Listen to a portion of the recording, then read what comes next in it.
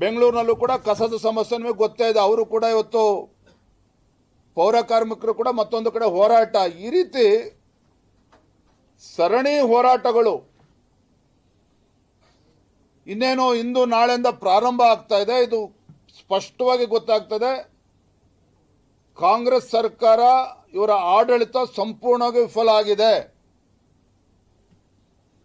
ರಾಜ್ಯದಲ್ಲಿ ಅರಾಜಕತೆ ಸೃಷ್ಟಿಯಾಗಿದೆ ಅನ್ನೋದಕ್ಕೆ ಇದಕ್ಕಿಂತ ಮತ್ತೊಂದು ಉದಾಹರಣೆ ಕೊಡುವಂತ ಅವಶ್ಯಕತೆ ಇಲ್ಲ. ಮತ್ತೊಂದು ಕಡೆ ಕಾಂಗ್ರೆಸ್ ಪಕ್ಷದ ಆಡಳಿತ ಪಕ್ಷದ ಶಾಸಕರೇ ಸಮಾಧಾನ ಮಾಡೋಕ್ಕೋಸ್ಕರ ವಿದೇಶ ಪ್ರಯಾಣ ನೀವು ಕಲ್ಪಿಸಿಕೊಟ್ಟಿದ್ದೀರಿ ಅಂತ ಹೇಳಿದ್ರೆ, ರಾಜ್ಯದಲ್ಲಿ ಇವತ್ತು ಆಡಳಿತ ಸಂಪೂರ್ಣ ಕುಸಿತೋಗಿದೆ, ಕಾನೂನು ವ್ಯವಸ್ಥೆ ಸಂಪೂರ್ಣ ಹಾಳಾಗಿದೆ, ಅಭಿವೃದ್ಧಿ ಇಂದ ವಂಚಿತ ಆಗಿದೆ ಕರ್ನಾಟಕ.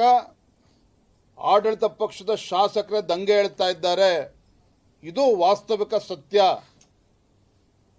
ಹಾಗಾಗಿ ಮಾನ್ಯ ಮುಖ್ಯಮಂತ್ರಿಗಳಲ್ಲಿ ನಾನು ಮತ್ತೊಮ್ಮೆ ಆಗ್ರಹ ಪಡಿಸ್ತಾ ಇದ್ದೇನೆ, ಇವೆಲ್ಲ ವಿಚಾರಗಳನ್ನು ಗಮನದಲ್ಲಿಟ್ಟುಕೊಂಡು ಪರಿಹಾರ ಕೊಡುವಂತ ಕೆಲಸ ಮಾಡಬೇಕು. ಕೇಂದ್ರ ಸರ್ಕಾರದ ಮೇಲೆ ದೂರುವುದನ್ನು ಬದಿಗಿಟ್ಟು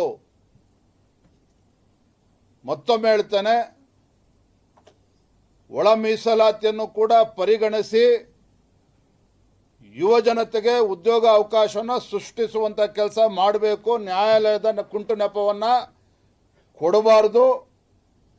ತೊಟ್ಲನ್ನು ತೂಕೊಂಡು ಮಗುಗೆ ಚೂಟುವಂತ ಕೆಲಸವನ್ನು ಕೈ ಬಿಡಬೇಕು ಅಂತೇಳಿ ಮಾನ್ಯ ಮುಖ್ಯಮಂತ್ರಿಗಳನ್ನ ಆಗ್ರಹ ಪಡಿಸ್ತಾ ಇದ್ದೇನೆ. ಇಲ್ಲ ಅಂತ ಹೇಳಿದ್ರೆ ಭಾರತೀಯ ಜನತಾ ಪಾರ್ಟಿ ಒಂದು ಉಗ್ರ ಹೋರಾಟಕ್ಕೂ ಕೂಡ ನಾವು ಇಳಿಬೇಕಾಗ್ತದೆ, ಅನಿವಾರ್ಯ ಆಗ್ತದೆ ಅನ್ನೋ ಎಚ್ಚರಿಕೆಯನ್ನು ಕೂಡ ನಾನು ಕೊಡ್ತಾ ಇದ್ದೇನೆ.